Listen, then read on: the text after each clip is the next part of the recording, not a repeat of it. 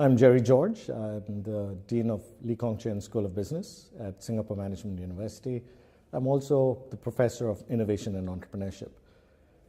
SMU is a university that was created in the year 2000, and the business school was the founding school of the university.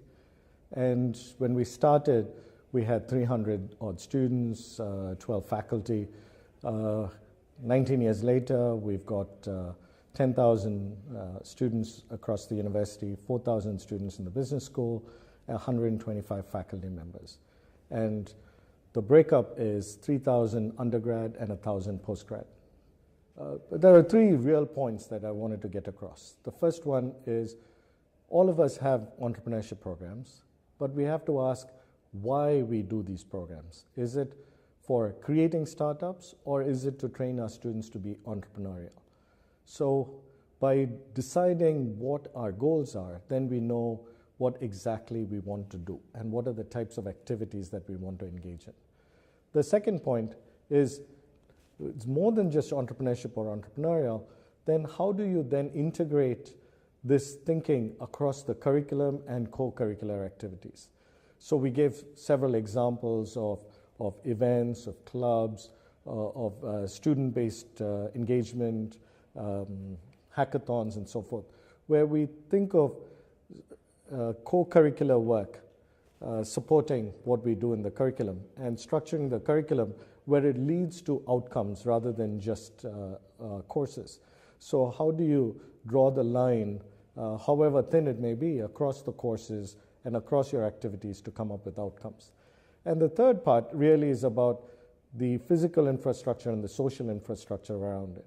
So how do you create space for entrepreneurs, as well as, if you think of social infrastructure, how do you work with industry partners or corporate or government partners to act as test beds for ideas? MBAs nowadays, I think, have a much more open attitude towards the careers they choose, and entrepreneurship is a big part of it. There are some surveys that say up to 30% of an MBA cohort is quite entrepreneurial in terms of intentions. The idea is not about instilling entrepreneurship in them, but it is more about how do you support and enable entrepreneurship when they are on campus, and more importantly, even after they graduate, can they come back and can they work with you to actually create ventures? So in other words, the university is going to be there forever. So in your career path, whether it is now or later, that we will always be there to help you become entrepreneurial. In very simple words, is the ability to combine ideas, ability to combine funds or money, and in a space that provides a physical manifestation of coming together, and the sense of community where you've got mentors, you've got investors, and you've got entrepreneurs coming together to help create a positive energy that sort of reinforces each other. This ideas, funds, space, and community. For me, entrepreneurship is about adaptability. It's about innovation that comes to changing contexts. So as the world changes, we have to make sure that our students are able to change with it. And that might mean creating new products, new services, or even transforming existing companies. And all of that is entrepreneurship.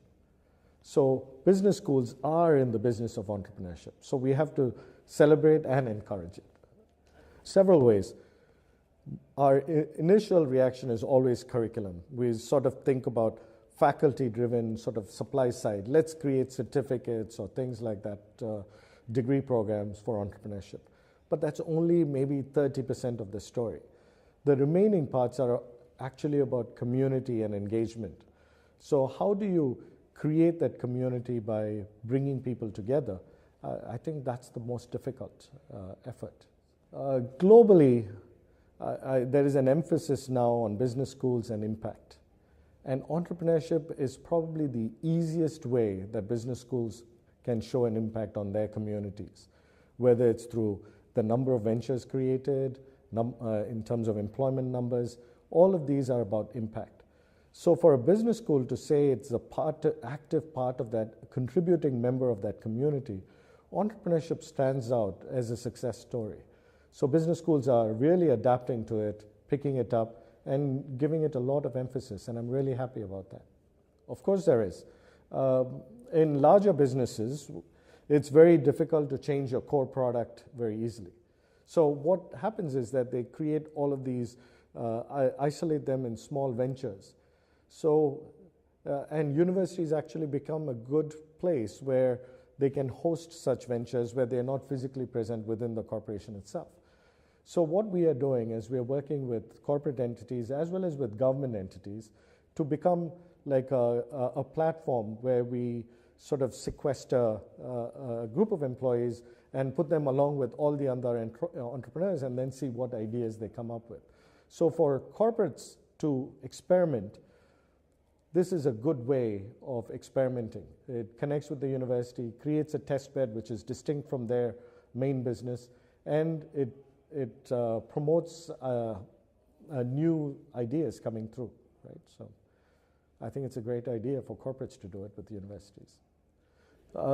Companies are always learning from startups, always. Whether it's new ideas, new ways of doing things, companies are always on the lookout for that. The trick always for larger companies is that startups, even with an idea, may not have enough scale for it to have impact within that bigger, larger company, corporate entity. So one is about scale. So how do you get startups to have enough scale for it to be meaningful for a corporate entity?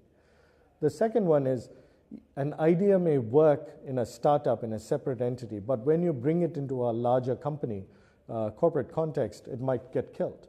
So how do you promote creativity and new ideas, but at the same time let the structures not suffocate it, right? So that's the biggest trick for companies. When we think about business schools, we tend to think very, sometimes either very locally or very globally, right? So somewhere in between, I think there's an argument to think about regional, where local communities may not have enough depth for entrepreneurship, where you start thinking more regional. And that's where university partnerships come into play, partnerships across the region come into play with corporate entities and so forth.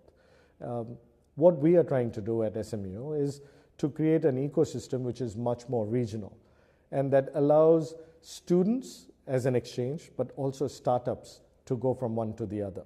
So you can have people coming into our incubation facility, spend a bit of time, test out the Singapore market, while at the same time our students, our startups, can then go to Shanghai or Jakarta or Israel and then try out their ideas and see whether they can learn something new or modify their value proposition. That becomes important, especially if you think your community is too shallow in terms of ideas or in terms of funds or in terms of corporate access.